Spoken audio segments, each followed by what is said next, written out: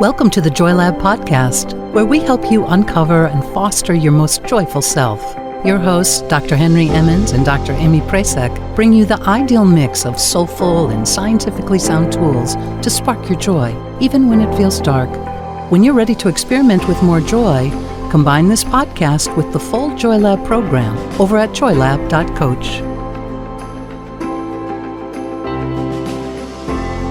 Hello, I'm Henry Emmons.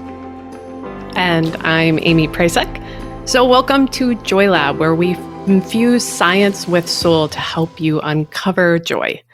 To do that, we focus on key elements that become the building blocks of a joyful life. So our element for this episode is curiosity.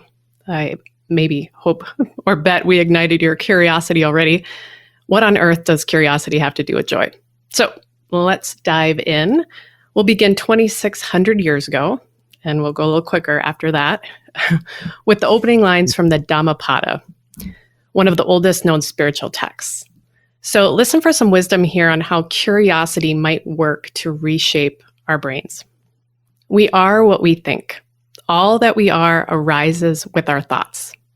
With our thoughts, we make the world. Speak or act with an impure mind, and trouble will follow you, as surely as the wheel follows the ox that draws the cart. Now, the Dhammapada describes another path.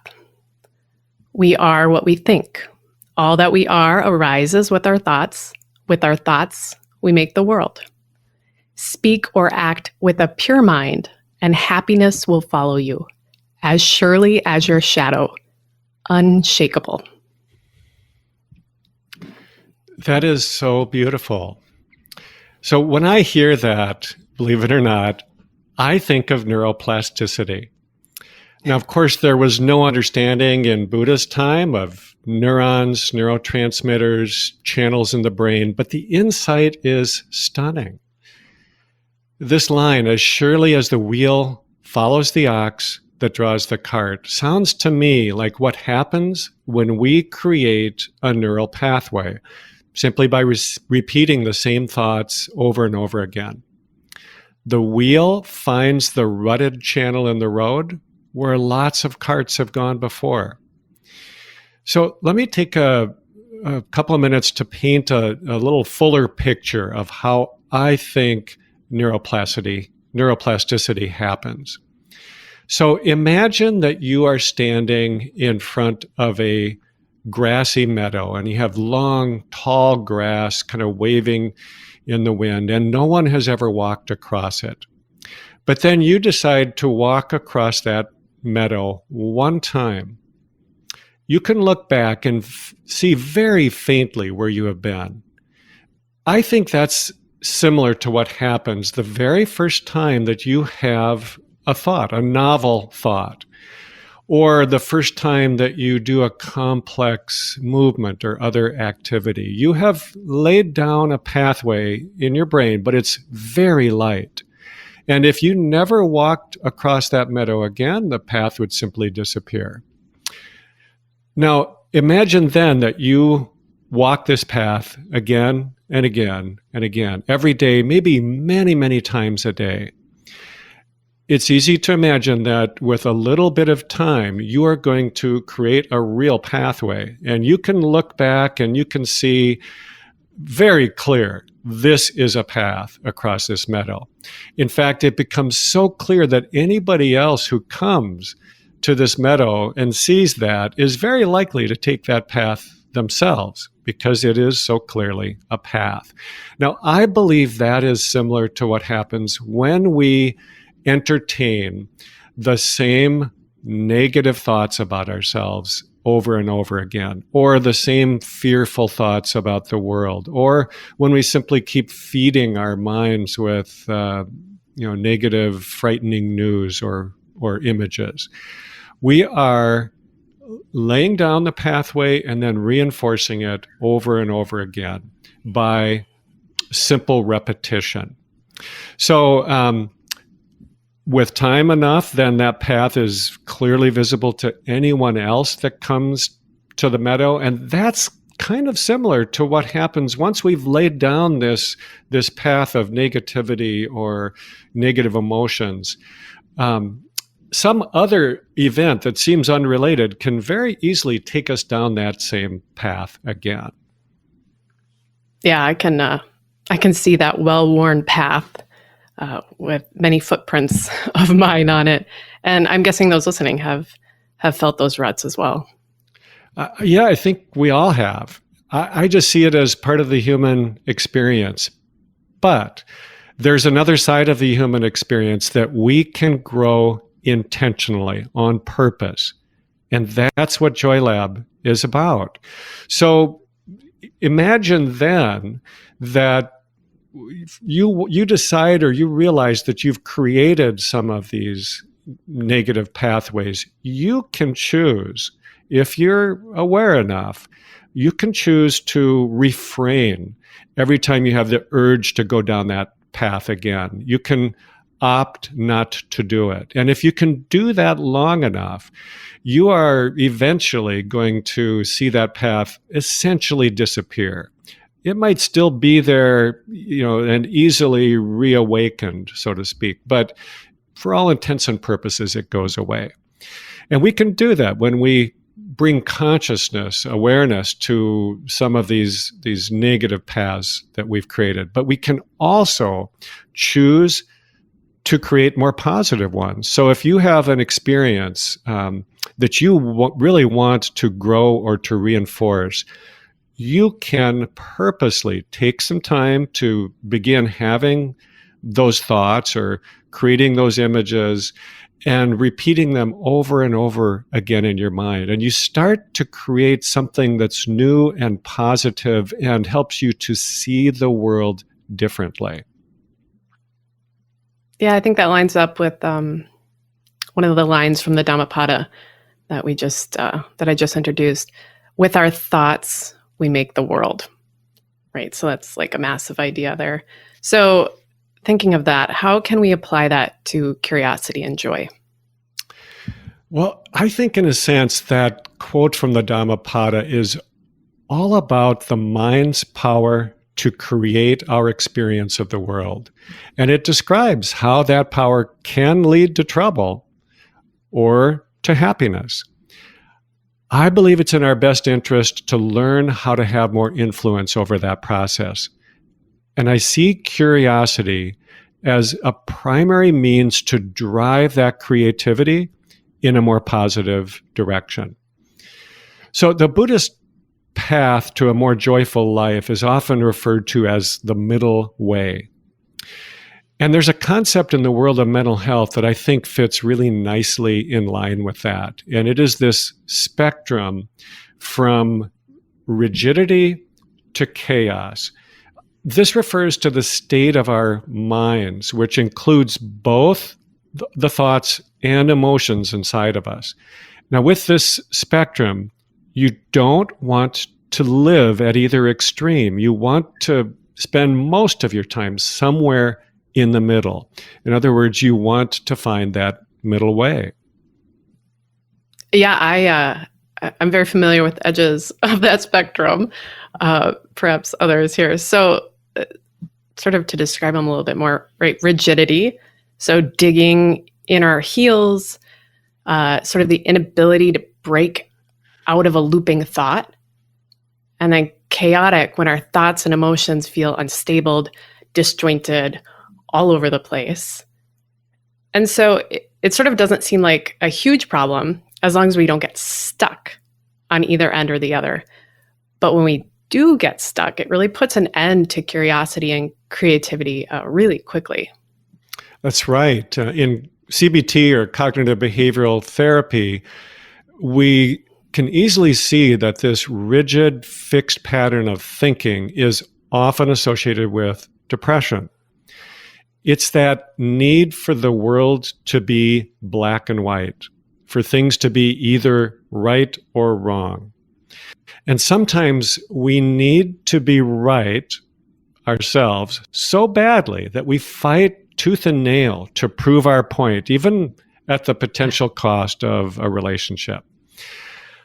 I believe that we can use curiosity to lubricate those mental gears that otherwise get stuck, and to get us back to a more flexible way of thinking and a greater openness to our emotions.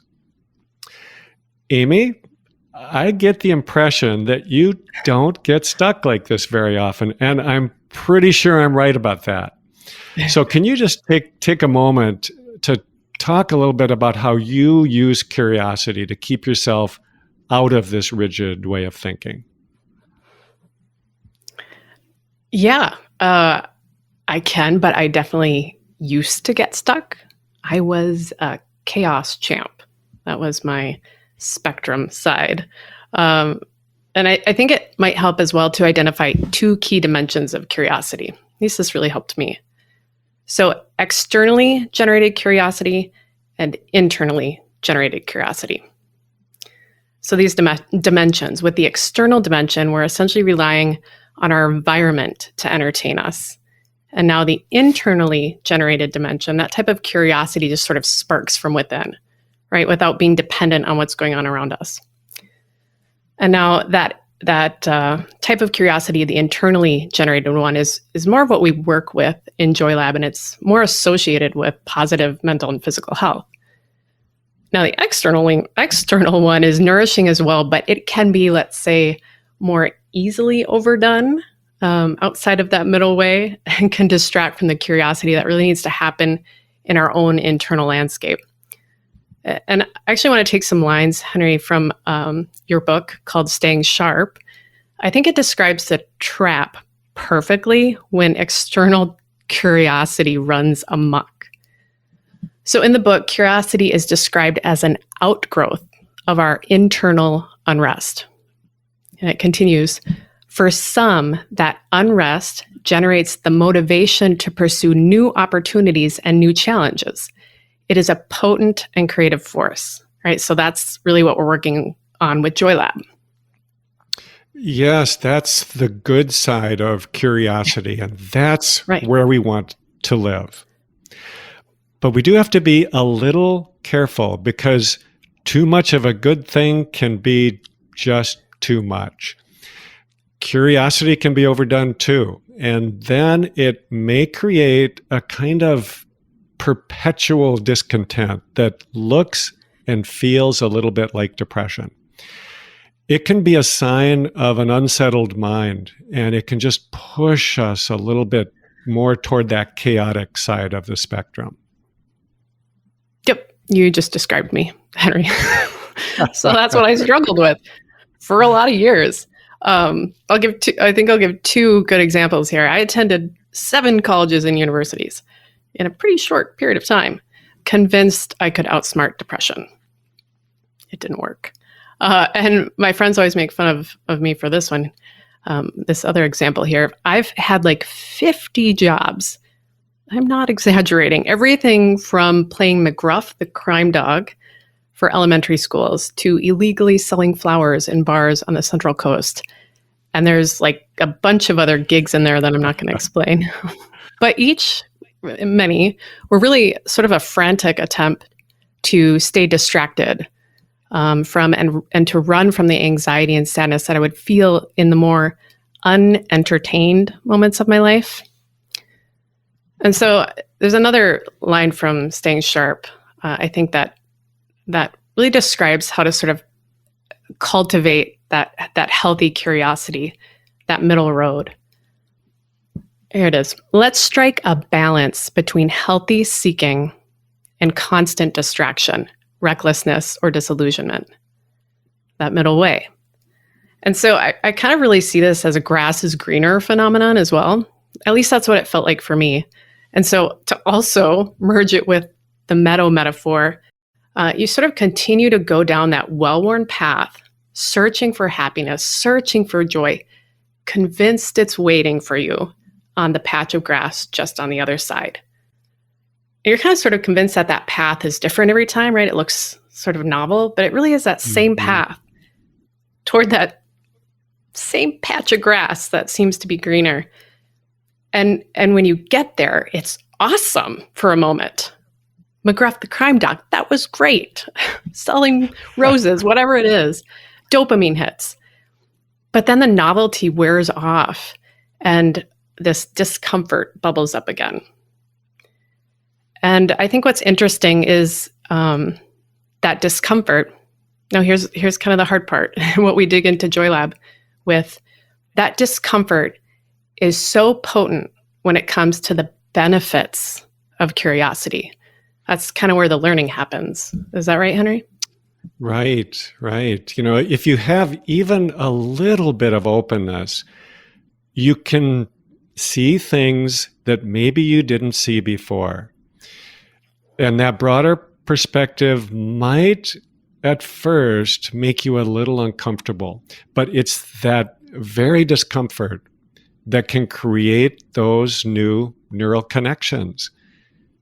Now, it might raise your stress level temporarily, but I see it as a good stress. It gets quickly resolved, and then the new pathway can start to be reinforced.